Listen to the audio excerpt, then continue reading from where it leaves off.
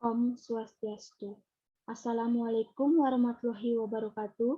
Shalom, namo buddhaya. Salam sejahtera untuk kita semua. Salam harmoni.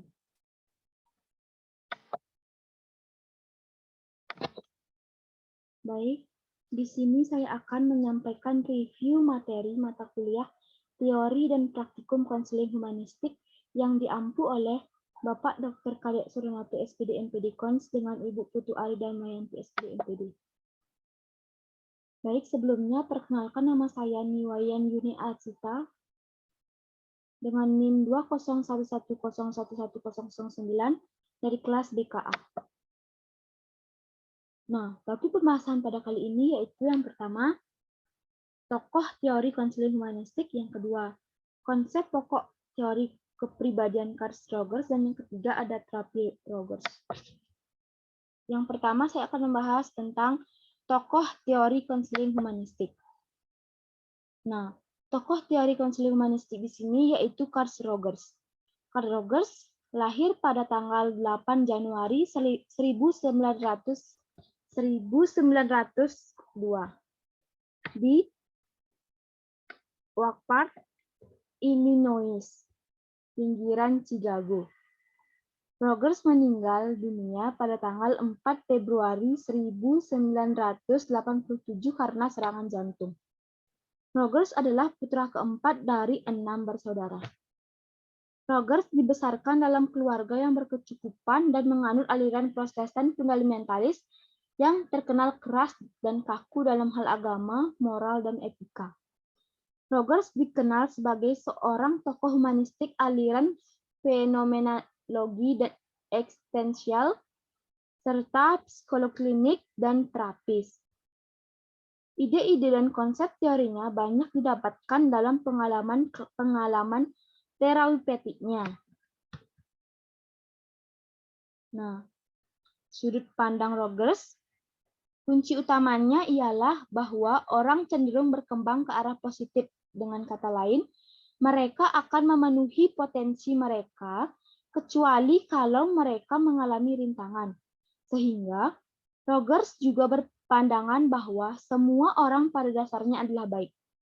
Menurut Rogers, orang yang sehat secara psikologis adalah mereka yang memiliki konsep diri yang luas, yaitu mampu memahami dan menerima berbagai perasaan dan pengalaman. Yang kedua, ada konsep pokok teori kepribadian Carl Rogers. Konsep dasar teori kepribadian Carl Rogers. Teori Rogers bersifat klinis karena didasarkan pada pengalaman bertahun-tahun tentang bagaimana seharusnya seseorang terapis menghadapi klien. Nah, dalam konsep dasar kepribadian Carl Rogers dibagi menjadi 3, yaitu struktur kepribadian atau self, yang kedua ada dinamika kepribadian, dan yang ketiga ada perkembangan kepribadian. Yang pertama ada struktur kepribadian atau self. Rogers lebih mementingkan dinamika dari struktur kepribadian, mengurusi cara bagaimana kepribadian berubah dan berkembang, tidak menekankan aspek struktural kepribadian, namun dari 19 rumusan mengenai hakikat pribadi, diperoleh 3 konstruks dalam teorinya, yaitu self, yang kedua organisme, dan yang ketiga medan fenomena. Struktur kepribadian self. Di sini ada 3 konstruk pokoknya, berikut penjelasannya. Yang pertama ada self. Self adalah struktur kepribadian yang sebenarnya. Nah, self atau konsep self adalah konsep menyeluruh yang ajak dan terorganisir, tersusun dari persepsi, ciri-ciri tentang I dan me, atau aku sebagai subjek atau aku sebagai objek, dan persepsi berhubungan dengan I atau me dengan orang lain dan berbagai aspek kehidupan. Konsep self menggambarkan berikut. Yang pertama ada konsepsi orang dengan dirinya sendiri atau ciri-ciri yang dianggapnya menjadi bagian dari dirinya. Yang kedua, pandangan diri dalam kaitannya dengan berbagai perannya dalam kehidupan dan dalam kaitannya dengan hubungan interpersonal. Nah, Rogers mendeskripsikan the self atau self struktur sebagai sebuah konstruk yang menunjukkan bagaimana setiap individu melihat dirinya sendiri. Menurut Rogers, self dibagi menjadi dua, yaitu real self dan ideal self.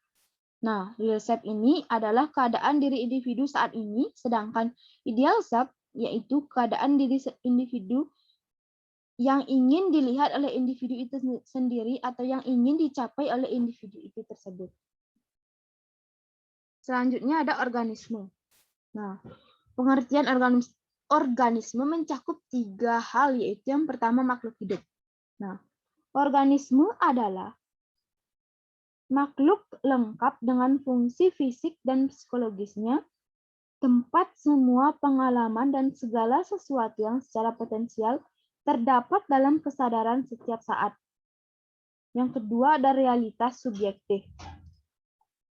Dalam hal ini, organisme menanggapi dunia seperti yang diamati atau dialaminya. Jadi, realita bukan masalah benar atau salah, melainkan masalah persepsi yang sifatnya subjektif. Selanjutnya yang ketiga ada medan fenomena. Nah, medan fenomena adalah keseluruhan pengalaman, baik yang internal maupun eksternal, disadari maupun tidak disadari.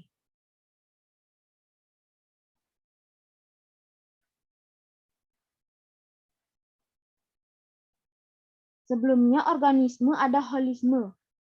Organisme adalah suatu kesatuan sistem sehingga perubahan pada satu bagian akan mempengaruhi bagian lain. Setiap perubahan memiliki makna pribadi atau bertujuan, yakni tujuan mengaktualisasi, mempertahankan, dan mengembangkan diri. Selanjutnya ada konstruk yang ketiga, yaitu medan fenomena.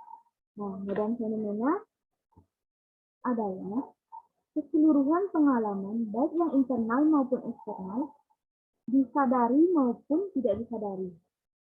Seluruh pengalaman pribadi seseorang sepanjang hidupnya di dunia, sebagaimana persepsi subjektifnya. Selanjutnya ada dinamika kepribadian. Rogers percaya manusia memiliki satu motif utama, yaitu kecenderungan untuk mengaktualisasi diri. Nah, kecenderungan ini adalah keinginan untuk memenuhi potensi yang dimiliki dan mencapai tahap human beingness yang setinggi-tingginya. Manusia ditakdirkan berkembang dengan cara-cara berbeda sesuai dengan kepribadian individu itu. Nah, Rogers percaya manusia pada dasarnya baik dan kreatif, menjadi destruktif hanya jika konsep diri buruk atau hambatan eksternal mengalahkan proses penilaian.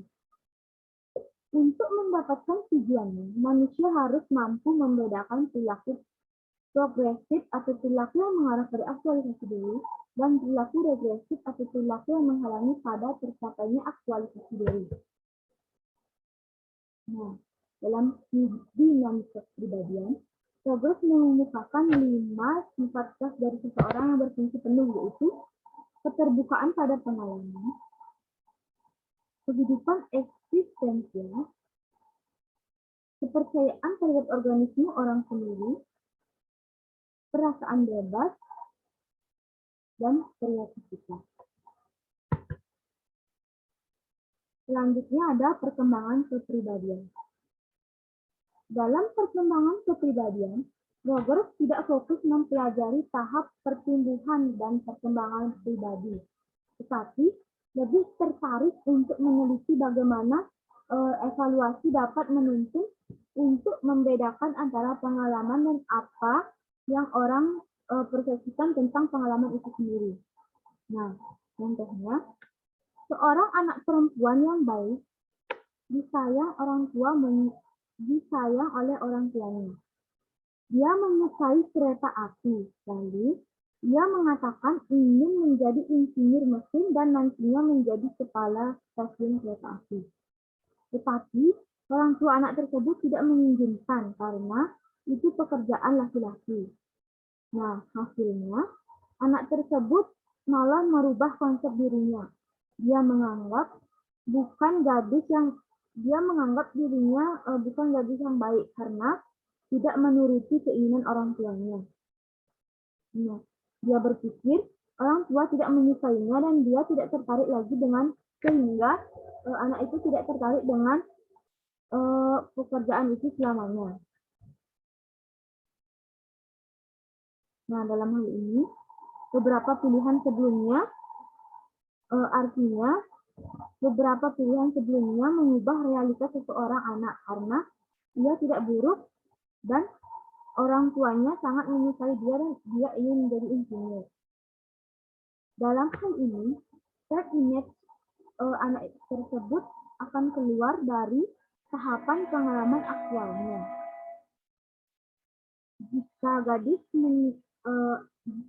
ini menyangkal nilai kebenarannya dan membuat pilihan ketiga, menyerah dari minatnya dan jika meneruskan sesuatu sebagai nilai yang ditolak orang lain, dirinya akan berakhir dengan melawan dirinya sendiri.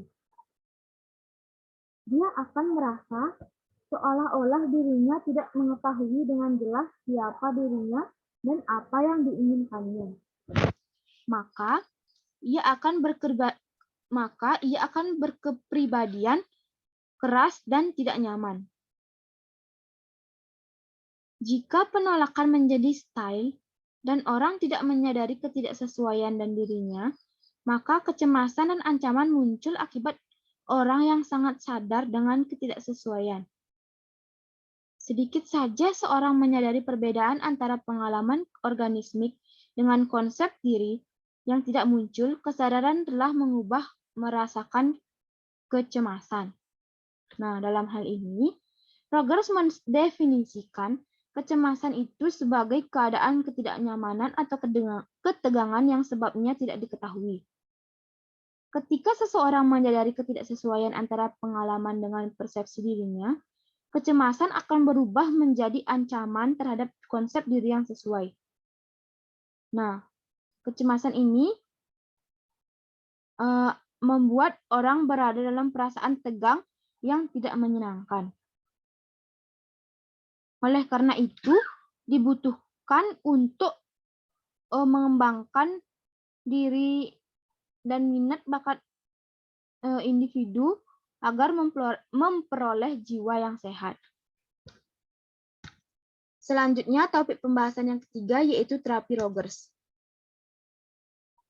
Rogers memiliki pengaruh besar dalam praktek psikoterapi. Dalam terapi Rogers, terapis cenderung bersifat sportif dan tidak mengarahkan. Terapis berempati terhadap klien dan memberikan penghargaan yang tulus. Rogers selama berkecimpung di bidang konseling anak dan psikologi klinis, Rogers menyadari bahwa klienlah yang paling memahami letak permasalahan dan arah terapi seharusnya berlangsung. Rogers juga memandang orang sebagai sebuah proses perubahan sekumpulan potensi. Dalam hal ini, Rogers juga berpendapat bahwa ada dua kondisi utama yang diperlukan agar tercipta perubahan kepribadian dalam psikoterapis. Yang pertama, terapis harus bisa memperlihatkan perhatian yang tulus terhadap klien. Dan yang kedua, terapis memiliki pemahaman yang empatis dalam arti terapis harus bisa merasakan ketegangan dan perasaan yang dirasakan klien terapis tersebut. Baik, sekian yang dapat saya sampaikan. Mohon maaf jika ada salah kata. Terima kasih atas perhatian. Terima kasih atas perhatiannya. Saya tutup dengan Parama Santi. Om Santi Santi Santi Om. Wassalamualaikum warahmatullahi wabarakatuh. Shalom, namo buddhaya, salam sejahtera untuk kita semua. Salam harmoni. Terima kasih.